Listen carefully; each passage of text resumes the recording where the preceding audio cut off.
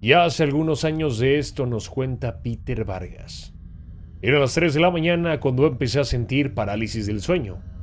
Realmente, eso no me asustó, porque me ocurría con frecuencia y sé que tiene una explicación médica, así que solo estaba a la espera de que pasara esa sensación.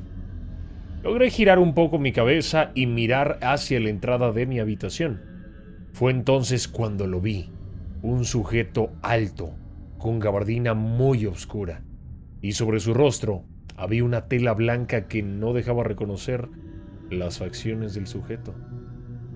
Mi pareja, que dormía justo a mi lado, no podía escuchar los pocos sonidos e intentos de gritos de auxilio que podía emitir mi garganta paralizada. El sujeto me veía y entonces se empezó a aproximar a mí hasta que estuvo de pie a mi lado. Lo siguiente que ocurrió fue que subió a mi cama, pero no subió de manera normal, sino de una manera muy extraña. Una persona normal de carne y hueso hubiera movido sus piernas como para subir cualquier escalón, pero este sujeto no lo hizo así. Levitó y se quedó al final de mis pies dándome la espalda y quedándose de pie. Ahí se quedó unos instantes y poco después volteó a verme únicamente girando un poco su cabeza. De la misma manera que subió a mi cama, descendió y volvió a quedarse de pie a mi lado. Sabía que me seguía observando aunque no pudiera ver sus ojos. Levantó un poco mi playera, puso su mano sobre mi abdomen y me presionó fuertemente contra la cama. Esa acción hizo que me pudiera mover al instante, pero al poder hacerlo, el hombre ya se había desvanecido. No quedaba ni un rastro de él. Salí de mi habitación para ver si alguien se había metido en mi casa, pero todo estaba completamente cerrado y asegurado. Como dato curioso, años después, en un post de una famosa red social, una persona hizo un dibujo de aquel sujeto y preguntó: ¿alguien ha visto ese sujeto en la noche? Al leer los comentarios me di cuenta de que existen muchas historias similares a lo que me ocurrió. Hermanos, eso es justamente lo que estamos platicando en el otro episodio. Alguna vez escuché de este ser, de esta persona con gabardina y de sombrero, que se le aparece a muchas personas cuando tienen parálisis del sueño. Yo personalmente no lo he vivido, pero es algo muy curioso que haya muchas personas en esta vida que tengan esa misma experiencia, ¿no? Deja mucho que pensar definitivamente, Peter.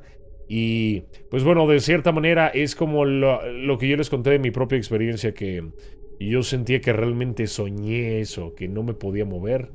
Y pues en el momento en el que te tocó la persona, a lo mejor tu cuerpo fue cuando más se sintió alerta y por eso despertaste, ¿no? Sí, hay una explicación científica, pero quién sabe, deja mucho que pensar, definitivamente. Muchas gracias por mandar tu historia, hermanos. Los invito a que si tienen alguna experiencia con parálisis del sueño, nos la manden para el próximo episodio.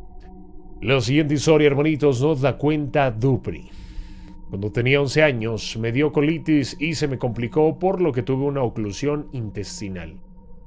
Salí del hospital y me estuve quedando en casa de mi abuela, ya que había DirecTV. Un día me desperté y vi a una niña sentada en los pies dándome la espalda. Ella tenía el cabello largo, ondulado, café claro, y me preguntó: ¿y tu mamá? A lo que yo le dije que no sabía dónde estaba, que quizá estaba en mi casa.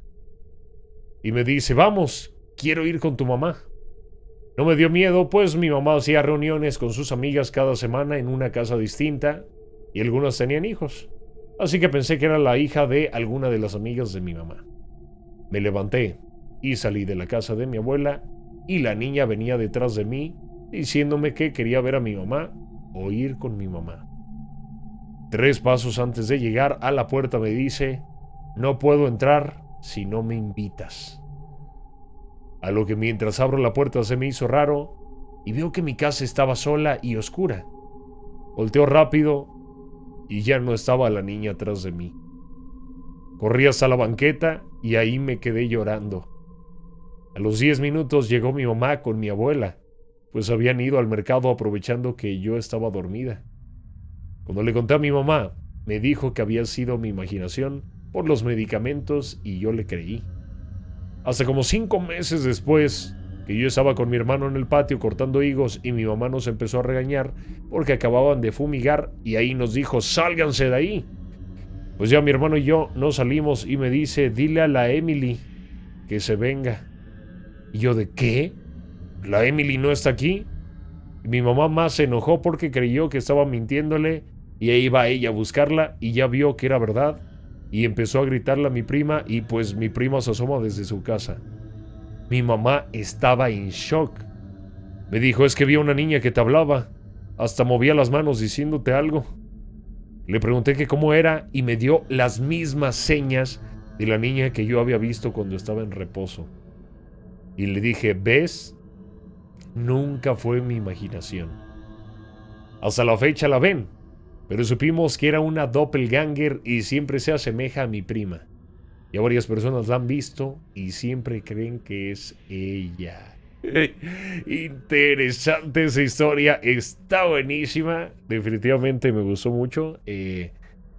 Vaya, a ver si algún día... Pero qué curioso, me parece muy curioso la forma en la que dices que cuando estabas enferma la viste y ya cuando tu mamá la vio, tú no la podías ver y eso que trataba de comunicarse contigo, o de cierta manera eso parece que trataba de comunicarse contigo por lo que dijo tu mamá de que estaba tratando de llamar tu atención, ¿no? ¿Qué habrá pasado ahí? ¿Será que al estar enfermo o enfermos algunos podríamos de cierta manera ver otras frecuencias o podríamos manifestarse de cierta manera? No sé, es bastante interesante ese tema. No sé qué haya pasado, pero cuidado con la Emily.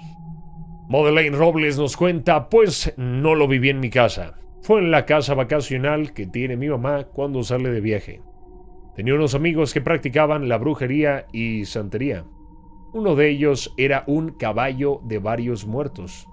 O sea que presta su cuerpo por unos momentos para que ese muerto baje y se meta en él. Ah, caray. Mi mamá les había dicho a ellos que no quería ver ese tipo de cosas mientras que nosotros estuviéramos presentes. Mal. Mi hermano y yo, 9 y 11 años, hablamos con 3. Una era una señora de la vida galante, otra una vieja ciega y un monje que se ahorcó. ¡Qué miedo! Definitivamente qué miedo sería ser una de esas personas que le prestas tu cuerpo a los espíritus para que lo usen. No, nunca había escuchado algo al respecto, pero definitivamente no, yo no lo haría. Definitivamente no lo haría. Había escuchado de los mediums, que son personas que se comunican entre el plano de los vivos y el plano de los muertos, ¿no? Pero vaya, me quedé un poco impresionado. Luam Juárez cuenta: mi familia y yo habíamos visto diferentes cosas en mi casa. Nada fuera de lo normal. Incluso se nos apareció un perrito que queríamos mucho y falleció. Por esa razón no creo que todos los fantasmas sean malos. Pero hubo un tiempo donde sí nos empezaron a asustar a todos al mismo tiempo. Y de formas fuertes. En mi caso eran pesadillas, pero de que literal ya no sabía si estaba dormida o despierta. Y un día amanecí toda rasguñada, incluso en la espalda, donde claramente yo no me alcanzaba a rasguñar, entonces no pudo haber sido yo. Al final, al parecer resultó que nos habían hecho brujería, o eso nos dijeron. Nos hicieron una limpia, también a la casa, además vino un padre a bendecir la casa y ya todo bien. Es curioso porque sí he escuchado, especialmente lo escuchaba de mis tías y de mi abuela, que eso era algo común, que te hacían, pues vaya, el famoso mal de ojo, te hacían algún tipo de brujería para que te fuera mal. Lamentablemente no sé si a cualquier persona se le puede hacer, o sea, no sé si estamos todos a salvo o si de cierta manera algunos somos más vulnerables. Hermanos míos, les recomiendo que se cuiden, no vaya a ser que alguien esté por ahí haciéndoles brujería. La siguiente historia nos la cuenta Rafa Mayorazgo. Hace unos años, en un campamento, hubo un grupo de jóvenes que, durante una excursión, se perdieron. Tras varias horas perdidos, encontraron un hombre solitario. Llevaba un hacha a la espalda y no les daba buena espina, pero, desesperados, le preguntaron cómo se llegaba al pueblo. A pesar de la primera impresión, el hombre resultó ser súper agradable. Les dijo que se llamaba Yoduloso y les acompañó hasta el pueblo, donde se despidió. Antes, se hizo una foto junto a los jóvenes. El grupo de jóvenes contó en el pueblo que el hombre que los había llevado hasta ahí se llamaba Yoduloso, pero los vecinos de la localidad dijeron que eso era imposible. El único Yoduloso que había en el pueblo falleció hace más de 100 años. Murió de una forma horrible. Un grupo de niños jugaba a la pelota y se le escapó. Yoduloso fue por ella. Llevaba un hacha en la mano y tuvo la mala suerte de tropezar y cortarse su propia pierna. Murió desangrado. Los jóvenes escucharon incrédulos y pensaron que, incluso a pesar de las coincidencias del nombre y de aquel señor, también llevaba un hacha. Era imposible que se tratara de la misma persona. Sin embargo, cuando revelaron aquella foto que se habían hecho al llegar al pueblo, se percataron de algo que les hizo cambiar de parecer. Yoduloso había desaparecido de la fotografía. Muy bonita historia, Rafa Mayorazgo, definitivamente una historia bonita. Ya saben, bandita, que de hecho también pueden mandar historias de ese estilo, no solamente pueden mandar anécdotas personales que hayan tenido, paranormales, sino también alguna historia que les hayan contado o alguna de algún otro sitio o de su localidad incluso.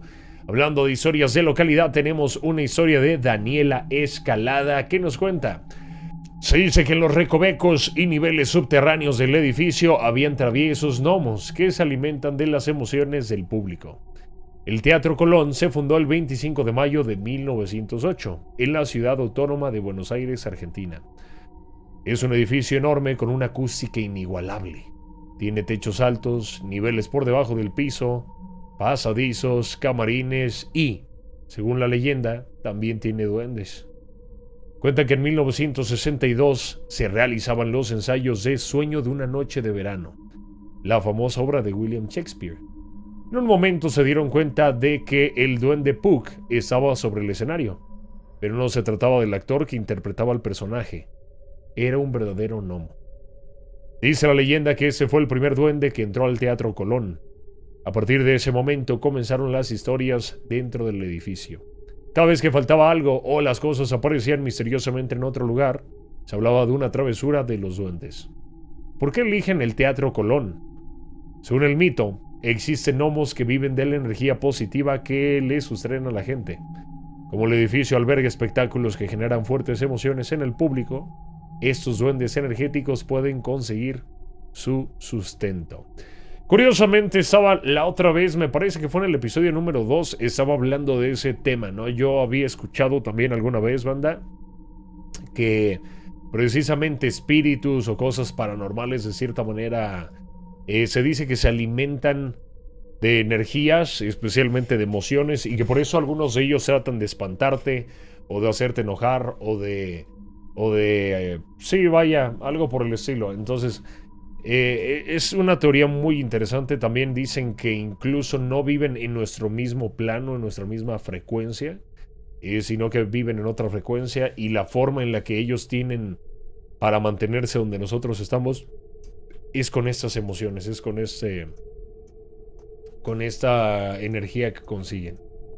En mi casa habita un espíritu de una señora la cual se le ha parecido demasiada gente. A mí no, gracias al cielo. Siempre se la pasa tocando y tirando cosas de la cocina y a veces de los cuartos. A mí me toca la ventana, algunas veces el armario, pero solo eso. Una vez en mi cumpleaños, que se celebró aquí en mi casa, hubo alguien que tomó una foto estando todos borrachos. Al revisar la foto en un principio nadie la vio rara, pero una tía se fijó que había alguien más que no conocían. Estaba detrás de todos, sonriente con unos ojos brillosos. De todos modos, mi familia y yo ya estamos acostumbrados a ese espíritu. Solo se hace saber de que ella está ahí, pero nunca ha hecho daño. La foto creo que aún existe, pero no la tengo. Si la encuentro, le enseño. Estaría de lujo que alguna vez Van nos la mandó, así se llama el usuario. Estaría de lujo que alguna vez la podamos ver, ojalá que así sea. Si algún día la encuentras, obviamente, por favor, haznoslo saber para poder ver esa foto, muy interesante. Y es curioso cómo muchas de las fotos suelen revelar cosas paranormales, ¿no? ¿Qué es lo que pasa ahí? Esas son todas las historias, hermanitos, que tenemos para este episodio. Fue otro episodio corto. Y ya saben, hermanazos, que entre más historias manden, más se extienden los episodios. Entonces no tengan miedo, no tengan pena, hermanitos. Mándenos sus historias para poder contarlas en el próximo episodio del jueves. No se les olvide además que nos pueden escuchar tanto en Spotify como en YouTube. Terror con Yuki Torres. Ahí también nos pueden mandar las historias. Anímense, hermanitos. Pues entonces los dejo por esta noche, hermanos. Espero que no les pase nada tenebroso. O bueno, sí, para que me lo cuenten. Y sean felices, que es lo más importante. No se les olvide que dejar su like y compartir el video nos ayuda demasiado. Adiós.